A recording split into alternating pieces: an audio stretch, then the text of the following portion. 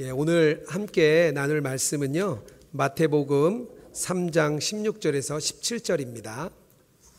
마태복음 3장 16절로 17절 말씀입니다.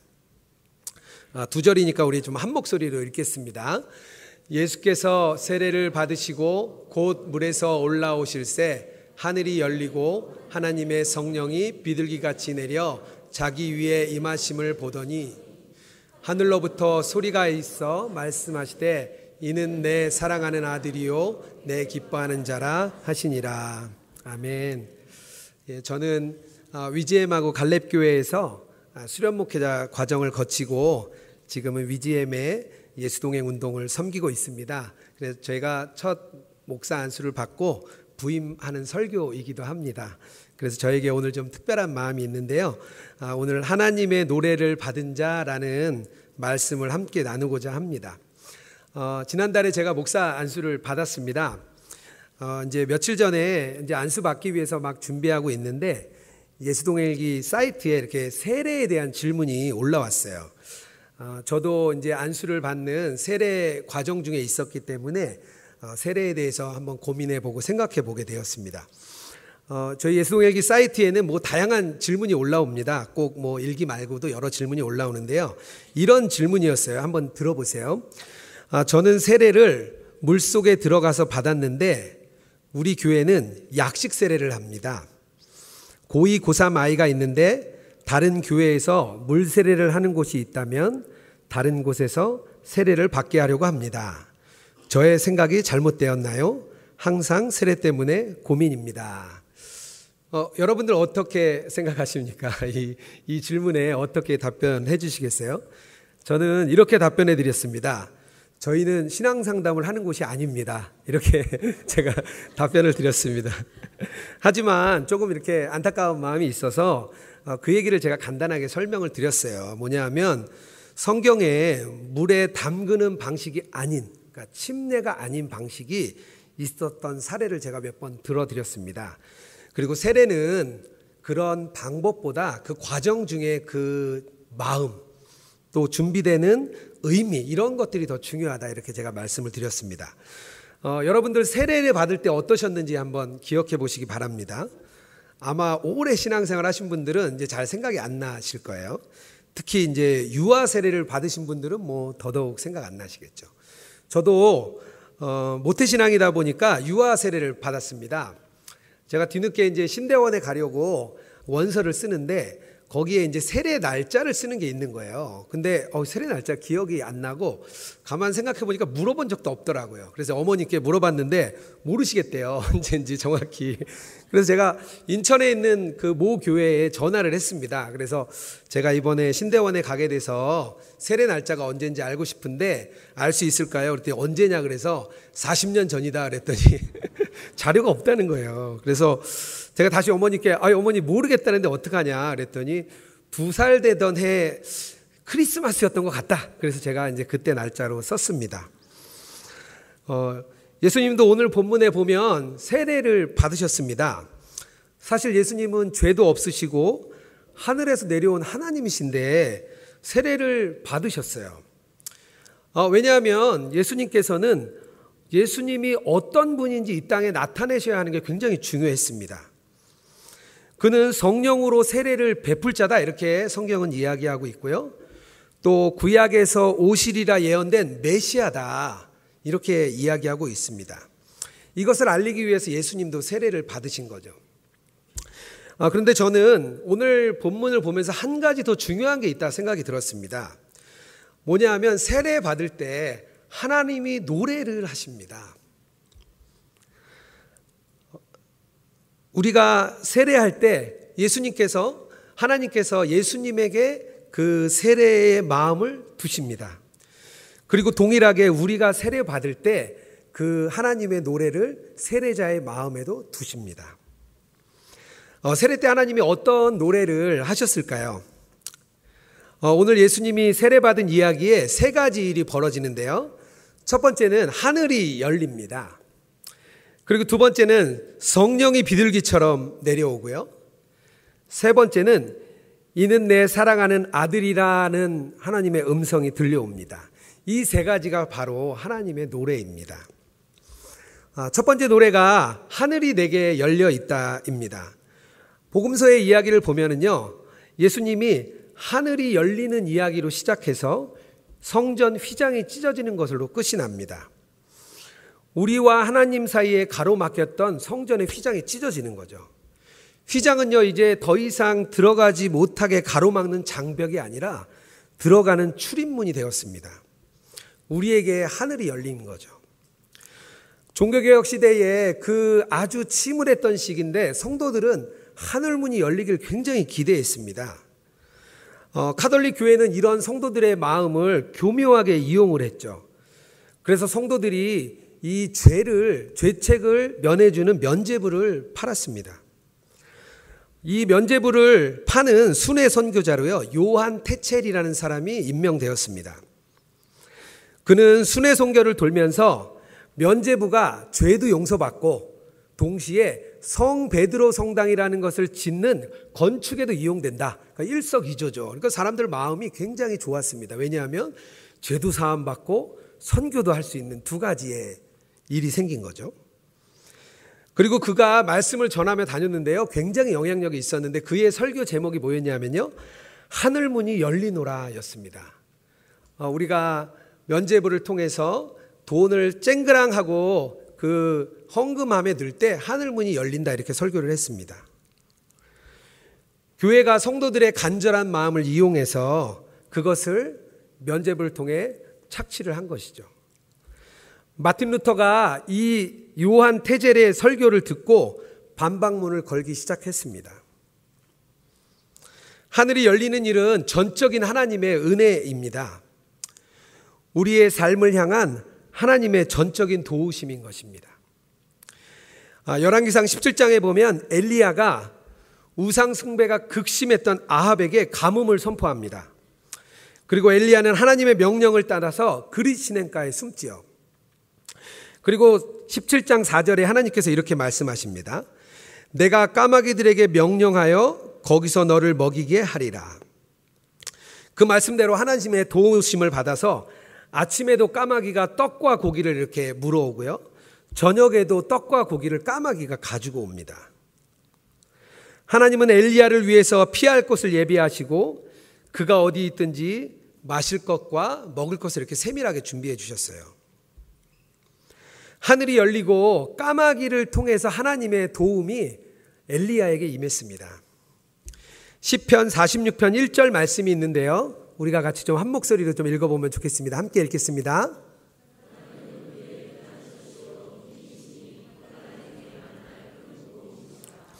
이것이 바로 우리의 고백입니다. 그리스도인의 삶이 이렇습니다. 세상의 고난과 풍파와 우리가 흔들리고 넘어집니다. 하지만 하나님이 우리에게 노래를 하시는 거죠. 세상 풍파에 걱정하지 마라. 어려움이 온다고 무너지지 마라. 하늘이 내게 열려 있다. 내가 너에게 도움이 될 것이다. 이렇게 하나님이 노래하십니다. 제가 처음 목회자가 되겠다고 이렇게 결정했을 때 아내와 함께 이제 결단을 했습니다. 하나님 나라와 주의 명령을 위해서 내 모든 삶을 송두리째 던져도 좋다, 이렇게 결정을 내렸습니다. 쟁기를 잡은 자는 뒤돌아보지 않는다고 결단하고 그 말씀을 제 미간에 이렇게 새겼습니다. 하나님의 인도로 이렇게 신대원도 가게 되고 또 마침 교회에서 영성일기라는 귀한 사역에 사역자라도 불러주셨습니다. 그런데 조금 지나고 나서 제가 정신을 차리고 보니까 불안과 염려가 가득했습니다. 제가 뭔가 큰 결정을 이거 잘못한 거 아닌가? 그런 고민이 제 안에 막 왔습니다. 주변에서 조언도 많이 해주셨습니다. 나이가 너무 많다. 지금 갈 데가 없다. 갈 곳도 없다. 개척도 힘들다. 아이들은 어떻게 할 거냐. 그런데 그 얘기를 들을수록 제가 걱정이 되는 거예요. 근심과 염려가 정말 내 삶을 송두리째 드리겠다는 마음은 어디로 다 없어지고 제가 현재 가지고 있는 것, 제가 현재 보고 있는 저의 모습만 보게 되었습니다. 그러니 낙심할 수밖에 없었죠. 하지만 감사하게 그때 정말 까마귀 같은 하늘의 도우심이 저에게 있었습니다. 학비가 부족할 때 전회회사 사장님이 학비를 내어주셨습니다.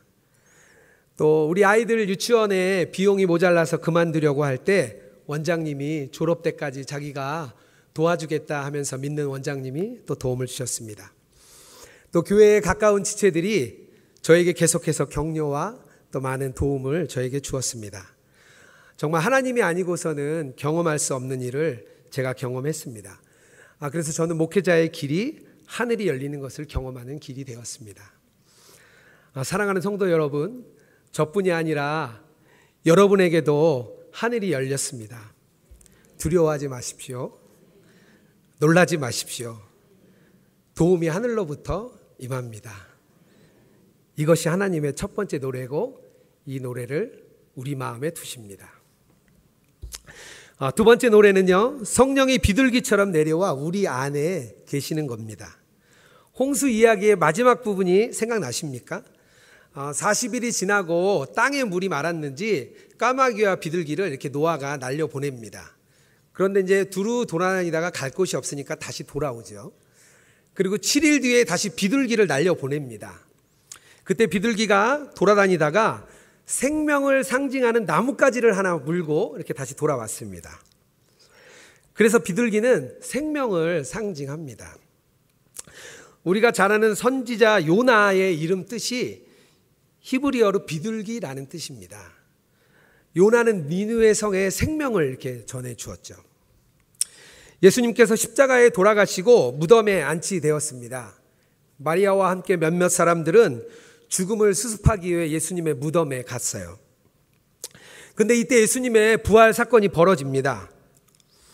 예수님의 부활에 최초로 얽혀 들어간 이들은 전부 다 그분의 죽음을 수습하러 갔던 사람들이에요.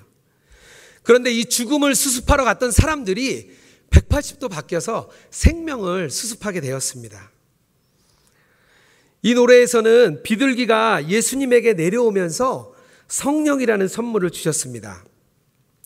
예수님은 우리 안에 들어오시고요, 우리 삶 깊숙이 들어오십니다. 그리고 우리 안에 거처를 두시고 우리에게 생명의 노래를 하나님께서 주십니다. 우리 안에 거하시고 우리를 살아계신 하나님의 성전으로 우리를 삼으신다 하는 겁니다. 그래서 우리가 다른 사람들이 하나님을 만나는 장소가 바로 우리이기 때문에 우리가 성전이 되는 것입니다. 우리가 내 안에 예수님을 만나고 다른 사람들도 우리를 통해서 주님을 만납니다. 우리가 성전입니다. 우리 안에 성령님이 이렇게 오시면은요, 우리 안에 생명이 있게 됩니다. 헬무트 틸리케가 쓴 신학을 공부하는 이들에게라는 책이 있습니다. 책에 한 청년에 대한 이야기가 나오는데요, 그리스도를 이 청년이 아주 뜨겁게 만났습니다. 그리고 교회의 여러 사역에 막 참여를 했어요. 근데 아주 투박하죠. 이제 믿었으니 얼마나 투박하겠습니까? 그런데 그가 인도하는 기도 모임은 항상 뜨거웠어요. 그래서 이 헬무트 틸리케라는 교수가 이렇게 말합니다. 생생하게 살아있는 신앙에서 나온 것은 무엇이든지 생생하게 살아있습니다. 살아있는 생명을 가지고 있으면 살아있는 게 나오는 것이죠. 그런데 이 친구가 신학교에 가게 됐습니다. 그리고 신학교를 마치고 다시 이 교회에 돌아왔어요. 왜? 그는 생명을 갖고 있는 뜨거움이 있었거든요. 그런데 뭔가 달라졌습니다. 지식이 생기고 성경을 멋있게 풀어내고 신학적인 지식을 엄청나게 뽐냈지만 아무런 감동도 없었습니다. 그는 신학을 얻었지만 생명을 잃었습니다. 저도 말씀을 준비하면서 내 안에 이 생명이 있는가, 나도 이 생명을 가지고 있는가, 그걸 저는 점검해 보게 되었습니다. 그리스도인의 삶도 마찬가지라 생각합니다. 생명을 받은 자라면 살아있어야 하고, 그렇다면 살아있는 것이 전해지게 됩니다. 우리가 살아있는지 그 생명에만 관심을 두어야 합니다. 5월 초에 우리 같이 사역하는 간사님의 부친상에 조문을 하러 부산에 다녀왔습니다. 돌아가시기 얼마 전에 이 아버님께서 믿음을 가지시고 세례를 받으셨습니다. 우리 서울교구 목사님께서 멀리 부산까지 내려가셔서 병상 세례를 주었습니다. 조문을 가서 얘기를 들어보니까 이 간사님이 학생 때 예수님을 믿었습니다. 그런데 얼마나 핍박이 심한지 아버지가 때리기도 하고 가두기도 하고 혼을 내고 했는데 이 간사님께서 믿음을 버리지 않고 교회에 열심히 나갔습니다. 그리고 대학생이 되어서는 어머니를 강제로 모시고 갔대요. 그래서 어머니가 지금은 집사님이 되었습니다. 그리고 아버지를 위해 오래 기도했는데 다행히 아버님께서 투병 중에 주님을 영접하시고 세례를 받으신 겁니다. 한 사람의 생명이 들어가니까 온 가족을 살려냈습니다. 그 죽음과 같은 장례식장 안에 기쁨의 노래가 울려 퍼졌습니다. 그래서 제가 그 간사님께 참 수고 많았다 이렇게 격려를 해드렸습니다. 이번 전국 위지데이에 강사로 섬기시는 우리 김준근 권사님이 계신데요.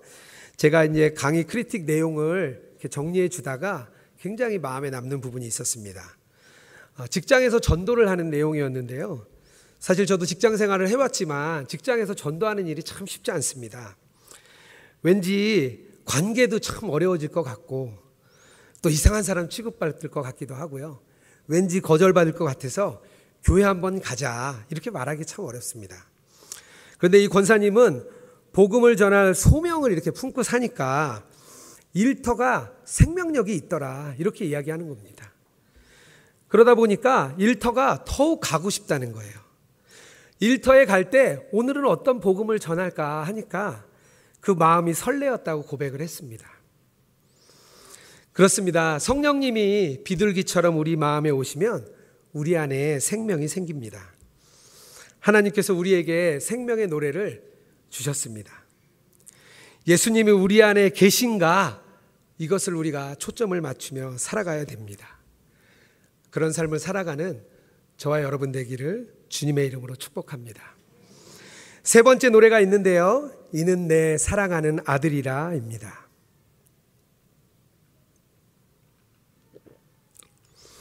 예수님이 맞아들이고 십자가의 복음으로 우리도 아들이 되었습니다.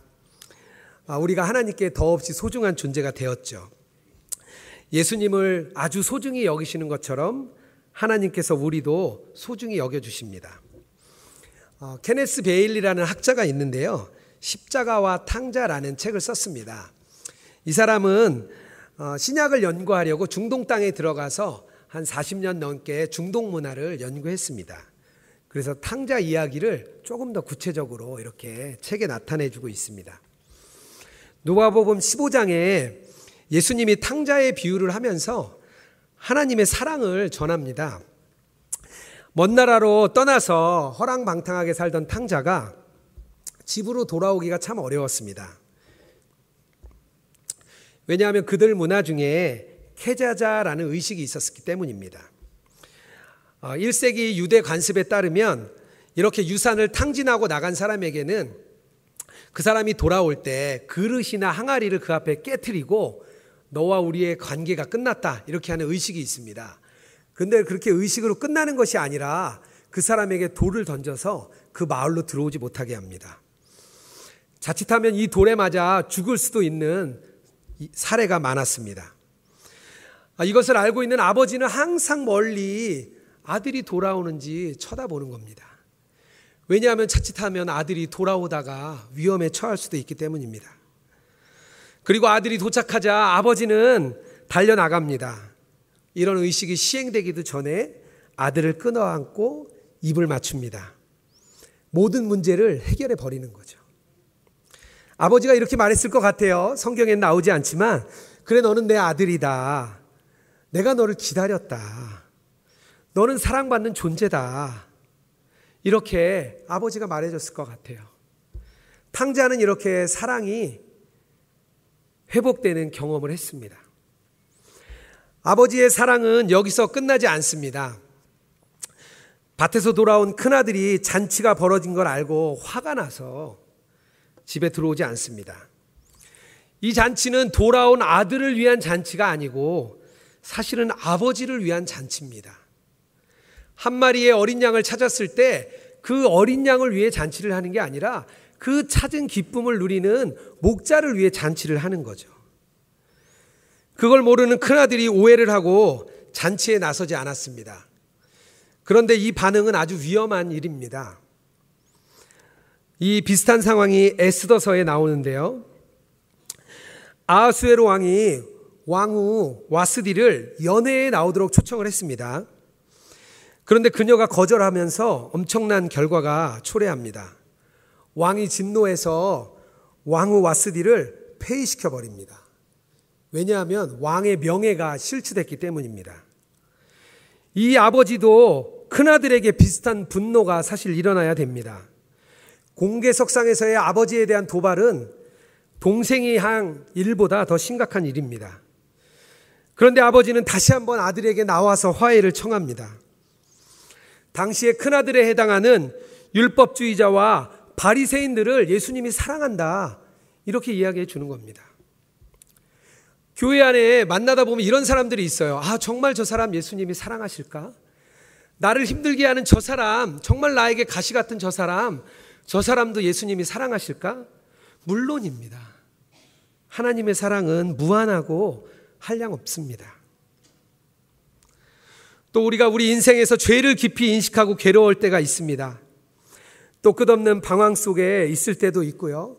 우리가 영적으로 깊이 침체됐는데 끝모를 침체 속으로 계속 들어갈 때가 있습니다.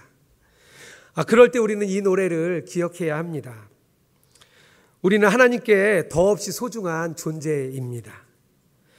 자녀들이 영적을 방황을 할 때는요, 부모님이 이 노래를 불러줘야 합니다. 눈물을 쏟으며 아이들을 위해 이 노래를 불러주어야 합니다.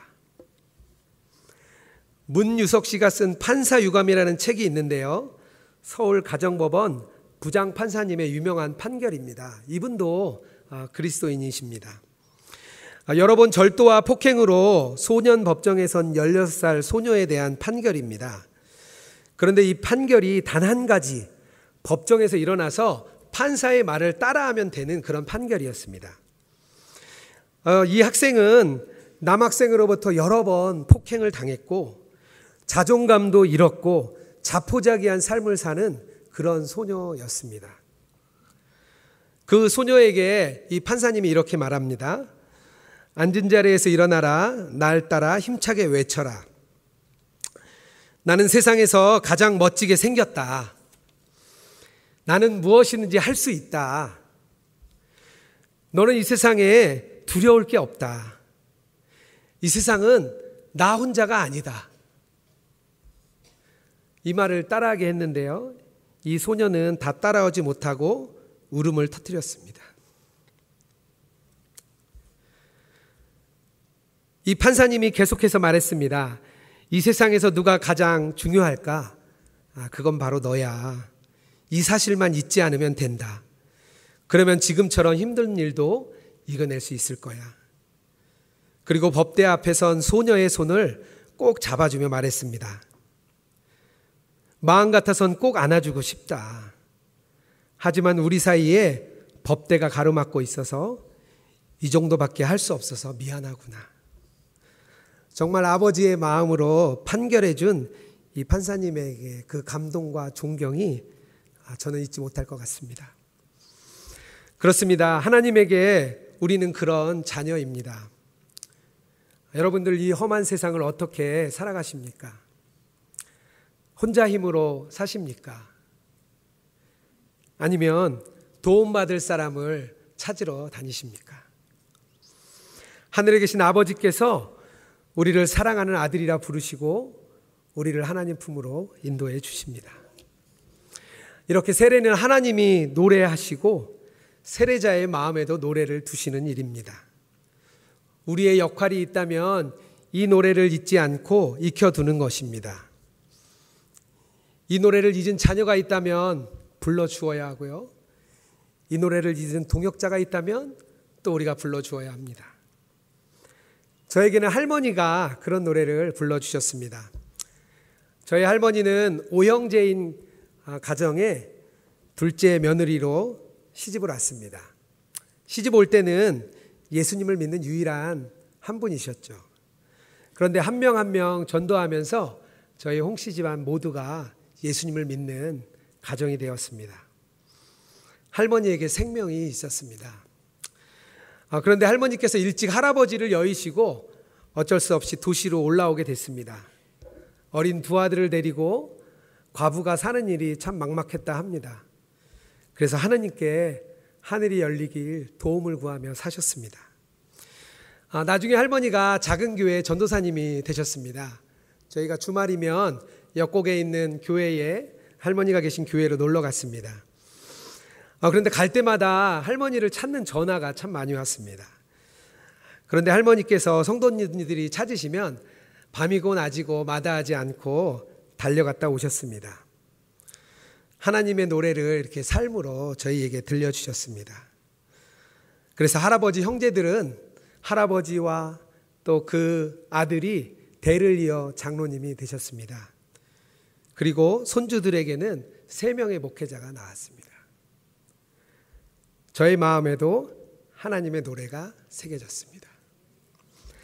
사랑하는 성도 여러분, 이 노래를 마음에 두시기 바랍니다. 하늘이 열려 있습니다. 성령님이 우리 안에 계십니다. 우리는 하나님께 소중한 존재입니다.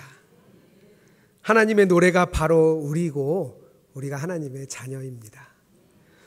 우리 이 시간 함께 찬양하며 나가면 좋겠습니다. 아버지 사랑 내가 노래해.